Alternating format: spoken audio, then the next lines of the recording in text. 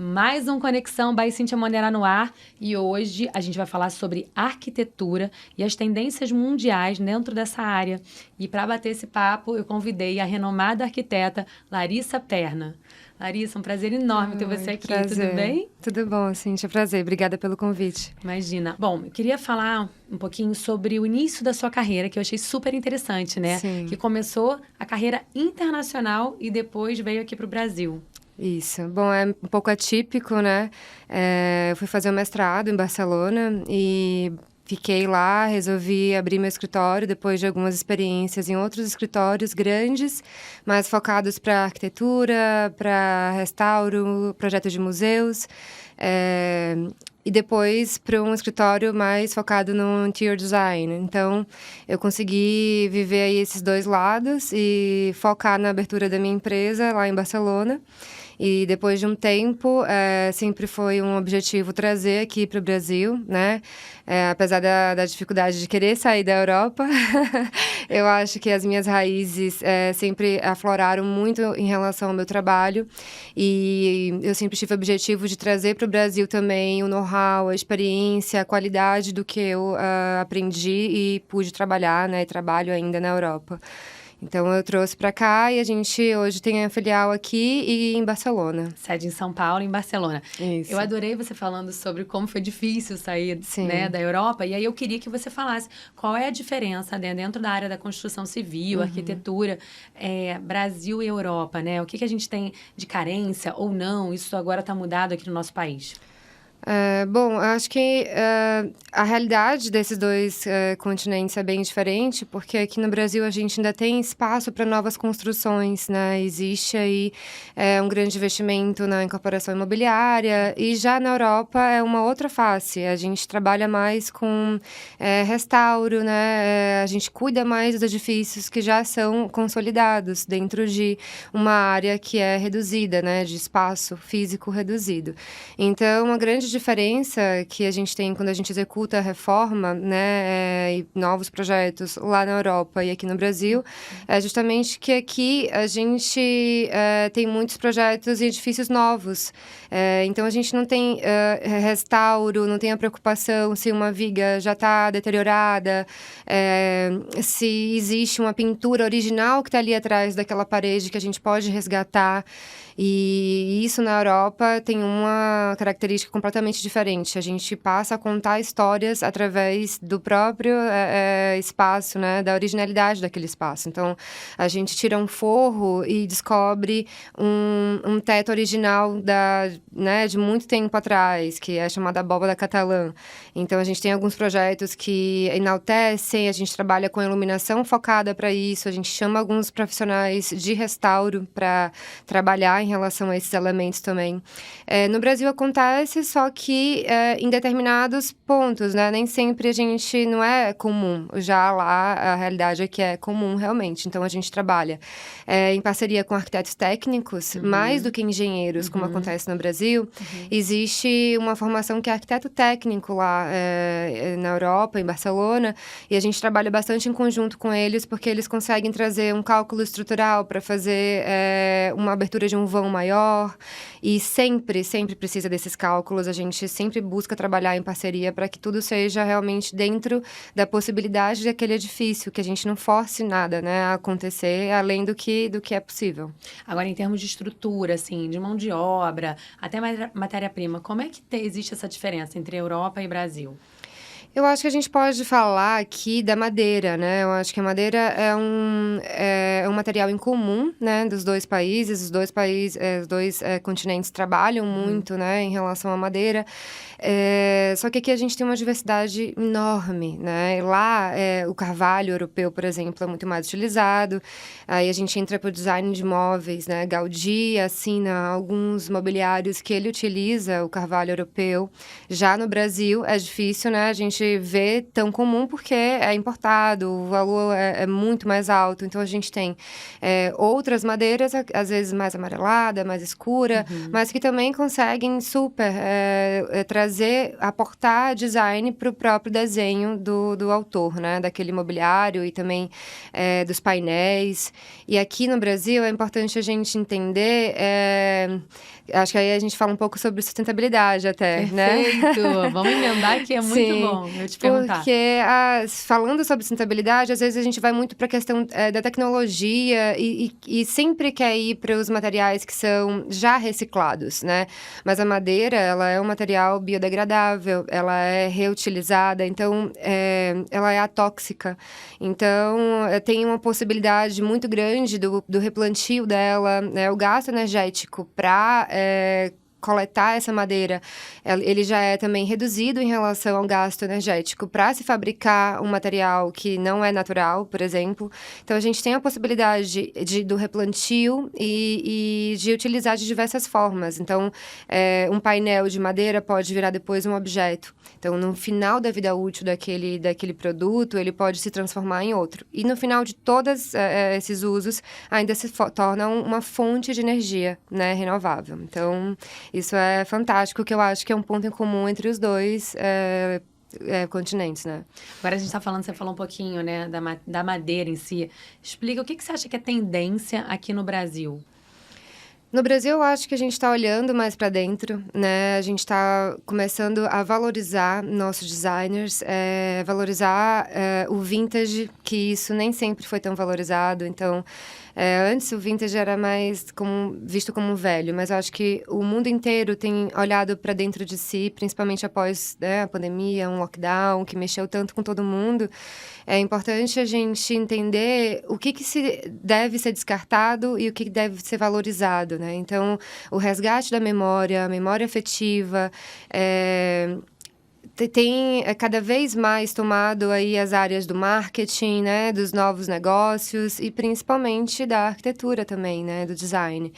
E olhar para dentro desses novos designers que estão surgindo no Brasil e dos antigos também, é uma tendência que eu acho que é brasileira, mas que também tem sido visto lá fora. Então, a gente já vê grandes nomes da arquitetura, do design de interiores internacional, Kelly Westerler, alguns, assim, que tem já um nome consolidado, utilizando um design autoral brasileiro. Então, isso é importante. E aí, eu queria falar de tendências também, que eu achei incrível. Você fez um post sobre indução, não é isso? Sim. Invisível. Sim, sim. Explica um pouquinho pra gente. Bom, a indução invisível ainda é, assim, uma surpresa, eu acho, assim, para todo mundo. Eu já tinha tido contato há muitos anos, desde quando eu fui para a Europa, então isso já... Todas as feiras da Europa, cada ano, eles apresentam, né, para que isso possa ir entrando dentro do consciente do consumidor. Mas no Brasil, a gente está começando agora com os produtos que são brasileiros, efetivamente. Então, a indução invisível, ele, pelo seu próprio nome já diz, é um fogão de indução que é invisível, está ali sob, né, embutido embaixo de uma peça de porcelana, um porcelanato, uma peça ultra compacta. E hoje, Porto Belo, né, que foi o nosso último projeto, a gente utilizou uma ilha de indução invisível da Porto Belo, que foi o lançamento da Expo Revestir esse ano, mas que ainda não é comercializada com cooktop invisível, porque diversos estudos têm que ser feitos para lançar um produto completamente compatível no mercado. A ideia é a seguinte, ela trabalha com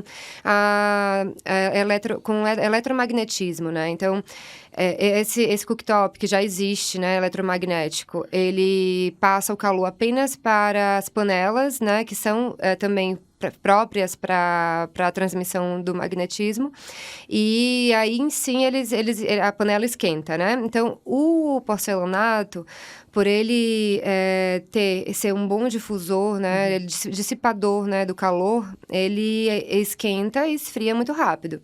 Então, quando ele funciona como um transmissor, ele transmite as ondas magnéticas, esquenta a panela que é própria para esse cooktop que está invisível. Mas quando eu tiro a panela... Ele esfria super rápido e aí, obviamente, você não tira e coloca a mão logo em cima, em seguida, mas ele dissipa o calor super rápido e não tem esse perigo.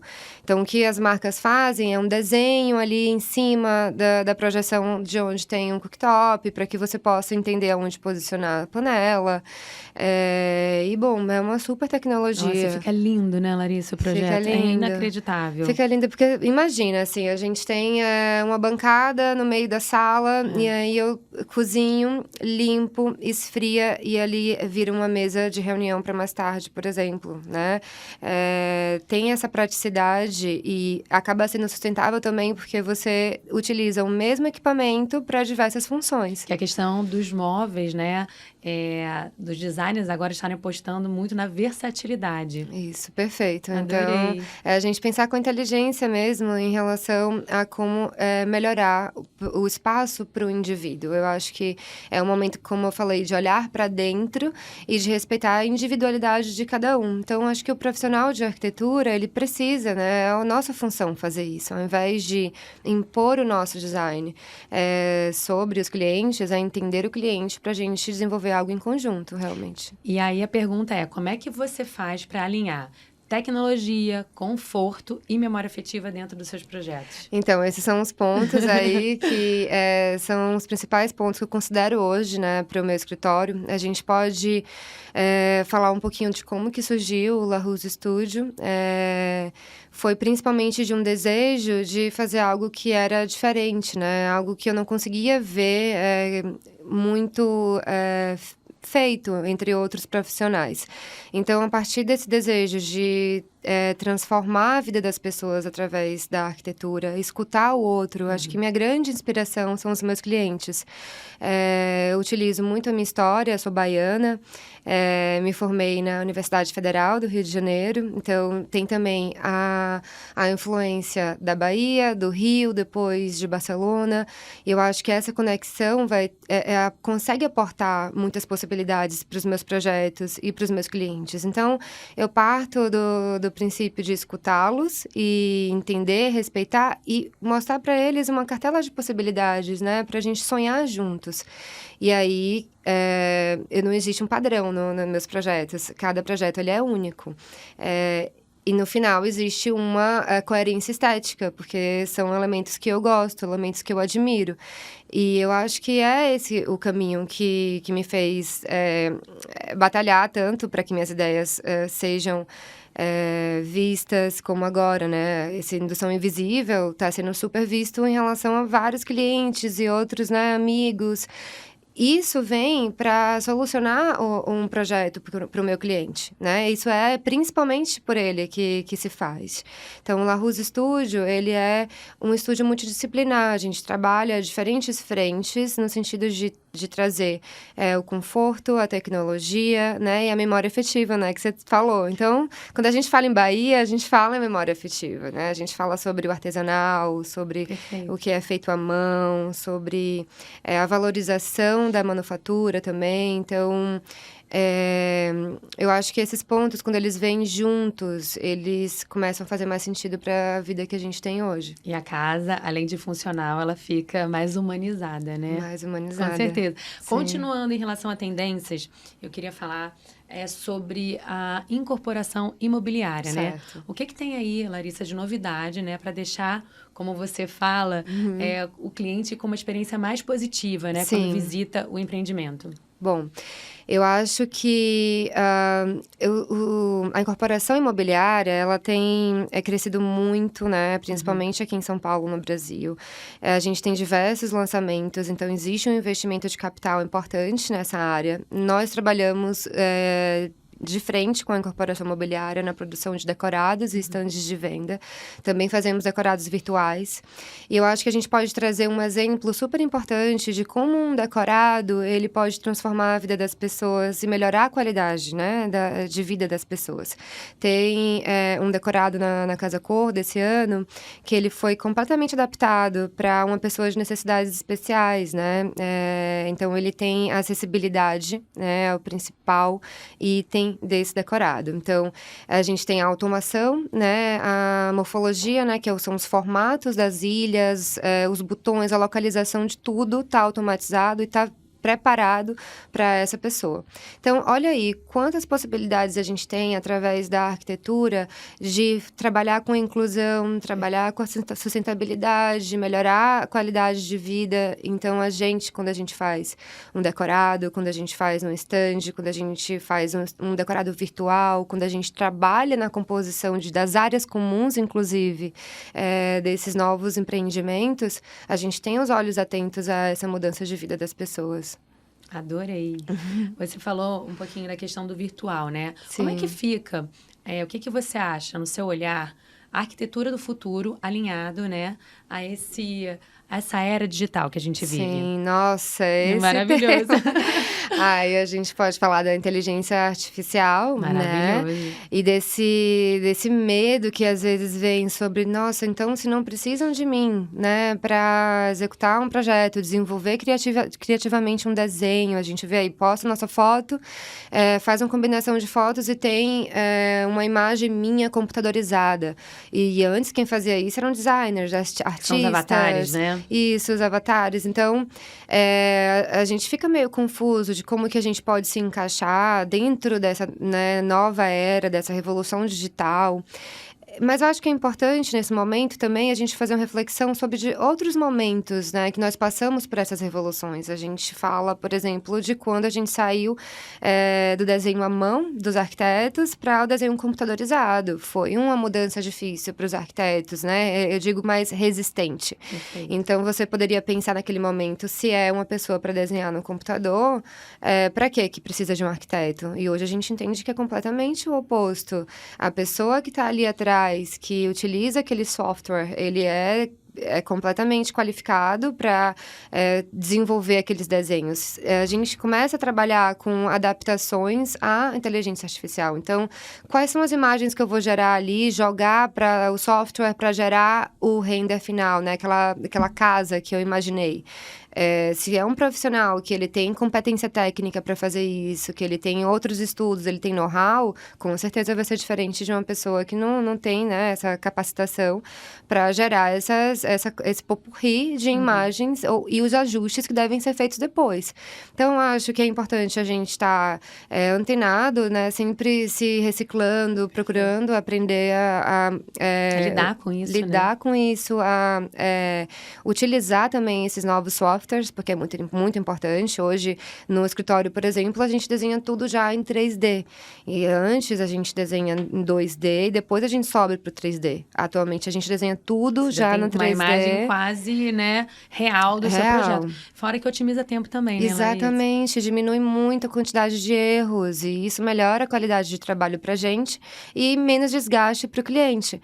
E a partir desse, né, a gente conseguiu agora fazer essa evolução que já vem acontecendo há um tempo. Já tem mestrados em BIM, que é softwares 3D para os projetos. Existe mestrado em Barcelona, por exemplo, para isso. Acho que no Brasil também. Então, é sobre a gente estudar, sobre a gente lançar a mão dessas tecnologias para qualificar o nosso trabalho mesmo. Inclusive, até fazer um adendo aqui, tem uma engenharia e uma empresa de engenharia que lançou um aplicativo, não sei se você sabe esse aplicativo, que você consegue ver em 360 sim, a obra. Olha sim. que máximo, de longe, né? Então, assim, o que você acha disso até? É incrível, assim, imagina, daqui a um tempo o meu escritório poder receber um cliente, a gente coloca um óculos e ele anda no espaço e vê em 3D o próprio, né, apartamento. Isso já existe, é real, já acontece, já existem aprovações de projetos que são assim, por exemplo, nos estandes de venda hoje, o que a gente faz? A gente faz salas de imersão. A gente trabalha com uma imersão do cliente dentro de um 360, vendo ali quase em tamanho real o que está sendo projetado para o empreendimento dele. Então, é uma verdadeira imersão, né? Então, a gente tem que aguardar e não ficar com medo, né, Larissa? Não, a gente tem que abraçar. E evoluir também. Evoluir, claro, sempre com um limite entre o que é futuro e o que é exagero, porque senão a gente entra numa necessidade de estar sempre bem informado e a gente esquece de olhar para dentro, esquece de valorizar o que é o conforto, esquece de ficar tranquilo também. E aí, aproveitando, né, que você me deu essa deixa sobre o conforto, queria que você falasse também um pouquinho, né, do seu novo empreendedorismo, que é a sua marca, né, de home decor. Isso. Explica pra gente. Bom, tudo começou com uma imersão que eu fiz na África, no Marrocos. Eu fiz uma imersão de 7 dias para conhecer a produção de tapetes, né? Então, me surpreendi muito durante esse processo, porque eu conheci diferentes cooperativas de mulheres que produziam esses tapetes. A produção desses tapetes é completamente conectada com a área, que é a zona que existem essas cooperativas. Então, cada zona produz um tipo de tapete diferente. Tem nomes distintos para esses tapetes. E em conversa com uma dessas, né, produtoras, ela falou que era através do tapete que elas se comunicavam, que elas expressavam os sentimentos delas. Então, se tinham cores muito vibrantes, aquilo significava alguma coisa. Se as cores eram muito sóbrias, também significavam outros sentimentos. Então, quando a gente começa a olhar para uma peça que é produzida dessa maneira, a gente vê mais verdade e valoriza mais. Não precisa ser caro só porque é um produto bonito, né? Mas eu acho que deve ter o seu valor porque traz consigo uma história e uma produção que a gente fala de slow production, né? A gente fala daquele processo lento, cuidadoso, que pode estar aliado, por exemplo, a uma ilha de indução invisível. Por que não? Sim, é sobre isso. A gente não precisa ser tudo tecnologia, tudo super desenvolvido, né? O que é ser desenvolvido? É também a gente olhar para esse outro lado. Então, o Larousse Concept, ele vem trazendo esses produtos que valorizam o produto artesanal. Depois dos tapetes, alguns eu utilizei apenas em projetos lá em Barcelona, super exclusivos. E agora a gente vai lançar junto com o Home Decor, que a gente utiliza o couro que antes era descartado, né? O couro do boi que antes era descartado. Existe uma realidade que é a produção pecuária do Brasil. Então, esse couro que era antes descartado, a gente utiliza ele para fazer jogos americanos, todos cortados à mão, manufaturados à mão. Então, entra a sustentabilidade também, a sustentabilidade. Né? Ou seja, uma coisa sempre linkando a outra. Sim. Como é que é o nome da marca? Larousse, que é o meu escritório, Concept, que é o Concept. Vamos ouvir muito falar ainda dessa marca, gente. Sim. Parabéns. Agora, gente, olha, pena que a gente tem um time, né? Porque tá tão gostoso o bate-papo, tantas informações. Mas eu adoro finalizar com uma dica ou com alguma frase. Enfim, eu adorei uma frase que você também postou, que eu acho que ela é inspiradora. Certo. Eu queria que você falasse um pouquinho, eu vou deixar você falar qual é a frase. Essa que eu postei? Como é que é? Um day... Verdade. Fala você, que a frase é sua. Sim, eu não mudei, eu apenas aprendi. Perfeito. Eu acho que essa frase foi durante um momento de muitas descobertas, né? De abrir minha própria empresa sozinha, fora do nosso continente, né? De ser...